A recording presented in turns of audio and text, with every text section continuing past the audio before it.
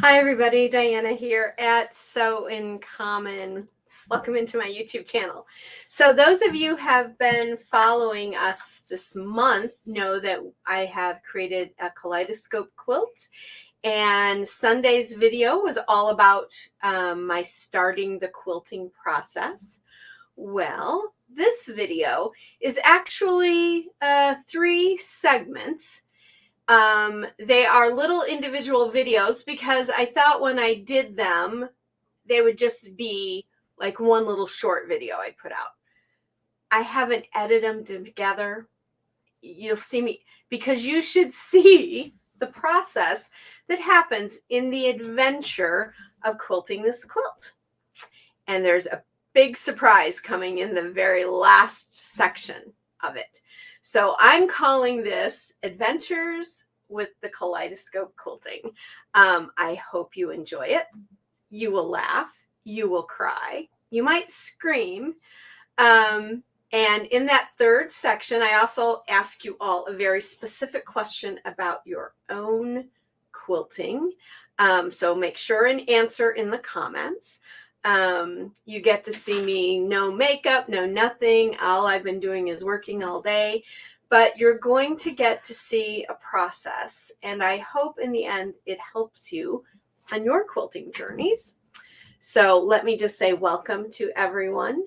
Please, if you like this video or if you get a good laugh at it, check out some of my other videos because they're much better. And check out our free patterns over at our website. Subscribe to the channel. Here's our that's how you can get a hold of me. Here's our website. You can get our free patterns over there or our Build a Quilt system if you want to start building your own quilts in the hoop of your embroidery machine, because that's what we do here at Sew in Common. And please like the videos. That way the YouTube algorithm will know and push them out more and not compare us to traditional quilting, because we're a little non-traditional in our quilting by piecing on our embroidery machines. So I'd appreciate that very much. I hope you get a good laugh out of this video. I thought, transparency can be a good thing, and you should see that sometimes things go right and sometimes things go very, very wrong. So I hope you enjoy. See you next time. And until then, sew life beautiful. Hi everybody, it's Diana here. I'm doing this short video because I believe in being transparent when we're doing our quilting together, and I want to show you a mistake that I've made and what I'm having to do about it, just like you all may have to do.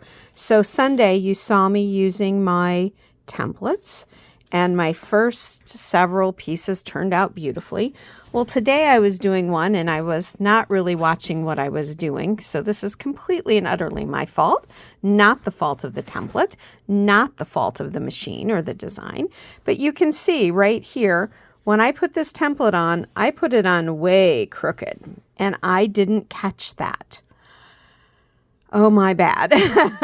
So what I'm having to do, just like you would do, is, well, could I have left it? Maybe, but that's really kind of bad. So even I wouldn't do that. So I am having to take it all out. You can see here I've started unraveling. What I wanted to show you, I'm just going to clip that little piece right there off. What I do is come in on any one of my little threads and I clip one piece, and I love using those tiny baby Karen K Buckleys, these really small ones.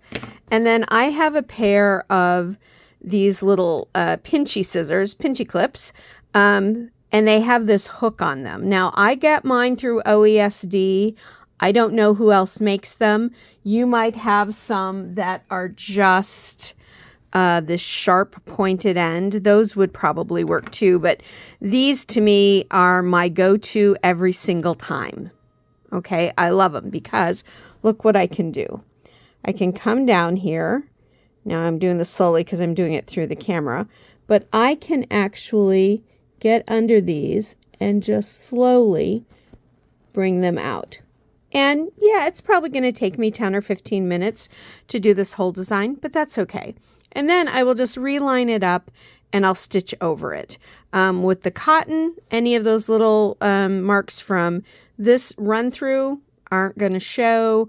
They'll just disappear. They'll get sewn over with no problem at all. And I'll reline it up and it'll look beautiful. But I wanted to show you that because also I wanted you to see this is what a 3.0 stitch length looks like in the quilting. Gives it a very hand quilted look in comparison. If you do something like, I know there's somebody out there who likes to quilt at a 1.8, a very, very, very tiny stitch length. That stitch length is okay for the piecing, but for the quilting, I think it's overkill, and I think it gives your quilt a very hard consistency to it. It doesn't flow quite as much. You can give that a try if you want, but I say a 3.25 or 3.5 makes an absolutely perfect stitch length for your quilting because it really gives a hand quilted look. And so I'm just going to go through here, finish taking these out, reline up my template, which I'm still using the same exact template. I have it over here on its little backing sheet, just like that. And I'm just going to keep using it.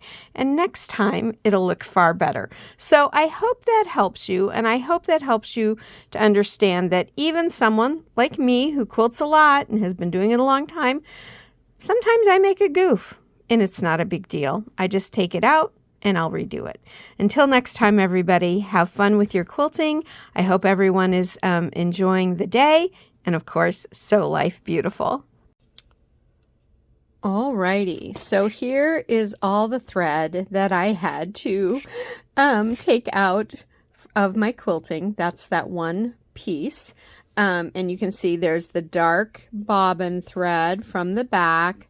Then there's all the variegated. So it really isn't that much thread. This has taken me about 30 minutes.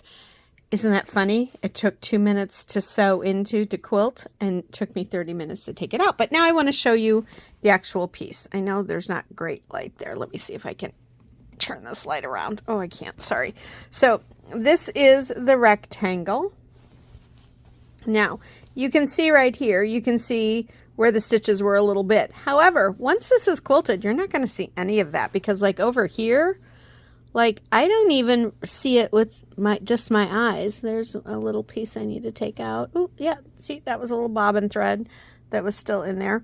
One nice thing, another nice thing to use if you have to take your thread out is I love these Tula pink tweezers. Check Fat Quarter Shop. I know they carry Tula implements and tools and things like that. Check your local shop. If they carry Tula products, they might have these. I hope they're still available, but they're my absolute favorite. If you can't find Tula, that's fine. Find something that has that little, it looks like a little, the head of a heron or something.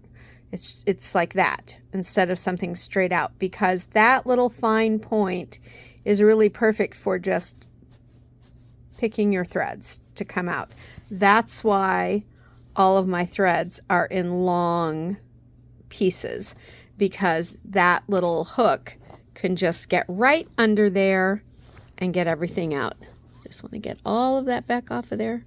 There we go. So that just gets everything out of there. So I love those. And then the other thing I ended up using when I had to cut a piece were these little, and these are from OESD. Okay. You can go onto their website to find those. They weren't very expensive. And I don't think these were very expensive, but don't quote me. I've had them for a long time now. So, alrighty. So now I will put my template on there properly and I'll keep quilting and redo that. You know, that's the first time I've had to pick some quilting out in probably, well, in years. I can't really remember the last quilt I had to pick something out of, but better do it and get it done with. Alrighty, everybody. Sew life beautiful. Alrighty. I have figured out why my quilting went so wonky. last Sunday's video, I think I briefly mentioned that when you're quilting, unless you're doing edge to edge and everything is exactly the same hoop, well, this concept kind of goes with that as well. You should use a hoop that matches your shape and closest to the size that you can get. So I wish I had a magnetic 6x10, but I don't. I have a magnetic 7x12, which is a little bit long, but that's okay. It's still rectangular, and that was my problem. When I was doing this quilting, I was quilting it in a 12x12 square.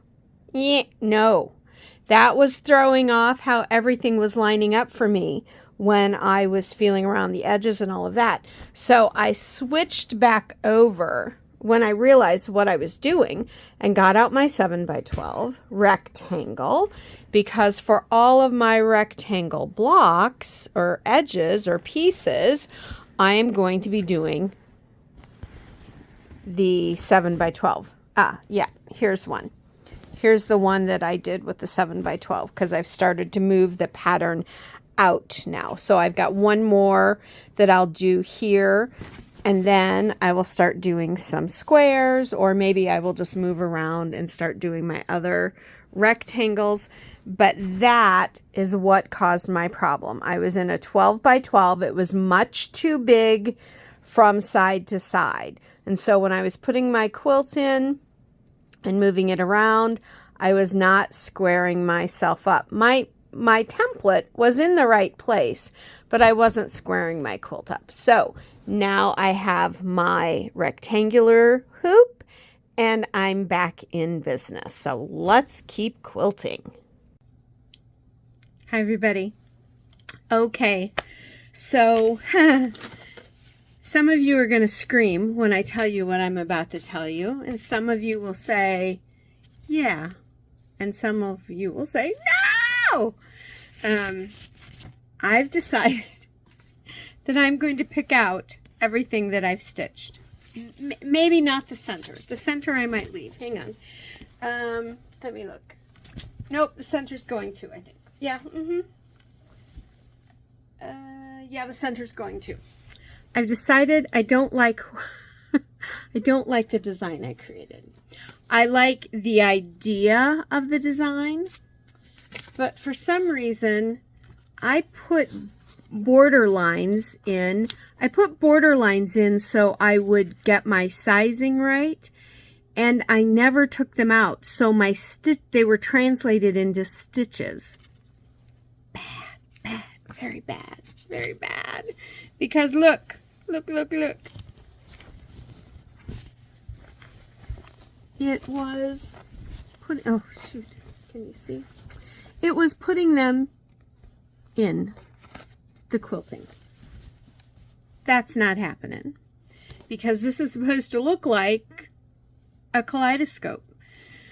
So you saw that I picked out the one piece earlier, and then I redid it and it was lined up and it looked fine. And then I showed you how I did the proper sized hoop, and I thought that was going to fix the problem. And then I got, oh gosh, I'm almost halfway done with it. And then I decided, yeah, something's not right here. I don't like it. So I took everything off. I went and laid it out on my bed to see what was going on. And I realized instantly, what's that funky line on all of my things? Why is there a line? I never noticed it. You can see it now, right? I never noticed it on my templates. Is it on this template? Oh, it's on my big template too. That's why I don't like it in the center. So I do like this. This was going to be for the corners, but do you see how it's got that on there too? And so those are going to be stitches. But I like this idea. So what I think I'm going to do is go back and redesign the quilting without the box. But I think I'm going to do lots of little quilting, and then it's really going to look kaleidoscoped. Because I will tell you that the thread colors I chose, let's bring this back over. Maybe you can see it. You can see it on here. This variegated And then back looks lovely actually because it's all melted in. That same color blue on the back, perfect. So the thread colors I chose, love them. I love them and I'm going to use them. But not the quilting. I don't like how it turned out. So I like this idea and I'm going to redo it. And so I know if I like it, I'm going to do a little test square just of fabric and batting, throw it on a hoop and stitch it out. Make sure that I'm going to like how it turns out in the end. Because now I have at least 4 to 5 hours of unpicking to do. So this quilt will not be done this week. That's okay. I love this quilt. I love how the top turned out and I want it to be beautiful on my wall and I want it to be not perfect, but I want it to look how I want it to look. And what I noticed was this line that it's all my fault. It's completely my fault that I didn't catch. Just, it makes your eye go wibbly or something. It was so distracting to me. So I tried everything else that I knew could be the problem. And that hoop did need to be changed for sure. But it was still distracting my eye, really distracting my eye. Because when you have a box, there are times when you quilt something, you might want a box around it. Because you might have multiples and you want them to look mosaic, like tiles. Then for sure, you would want probably a box. But when you do that, you have to be very exactingly accurate with your placement. Because within the area, if it doesn't line up vertically and horizontally, you're in trouble. Because then it starts to look wibbly and your eye's doing this all the time. That's what this was doing. So, lesson learned. And I hope that through my goof and my own mistake with this, that you all have picked up tips or tricks for how you look at your quilting. One, maybe do just a piece of fabric, not something pieced, whatever. So just like a piece of fabric big enough for your design in one of your colors and stitch your design out on it. Make sure you like what it looks like, because I wouldn't want you to end up with 4 or 5 hours of unpicking. I mean, it's not the end of the world. This will get done and it'll be beautiful and I'll love it. And when I show it to you eventually, you'll see why I unpicked it, why I took the time to unpick it. And now you've also seen me like on a regular weekday. No makeup, no eyes, no lippy, nothing. Because that's all I've been doing. And my eyes are like this now from looking at those stitches. But I've got my little tweezers that I showed you before, my Tula tweezers, and my little squeezy snips with the hook, the OESD ones with the hook. Only way to go. I love these. I have a pair here at this machine. I have a pair over at the sewing machine. I have a pair over at my cutting table in case I need to do some work over there. And I keep a pair in my travel bag. Yeah, I've got like 4 or 5 pairs of them. Of all the tools that I love, I keep multiples of them. Do you do that? Let me know in the comment. What tool do you have multiples of and where do you keep it? I'd love to know. Okay, everybody. More to come on the Kaleidoscope quilt because it ain't done yet, but it will be, and it'll be gorgeous, and I'll love it when it's done. But I don't love I don't love what the quilting is doing to it at this point. So we'll just do it over. All right, everybody. See you next time. Go sew life beautiful.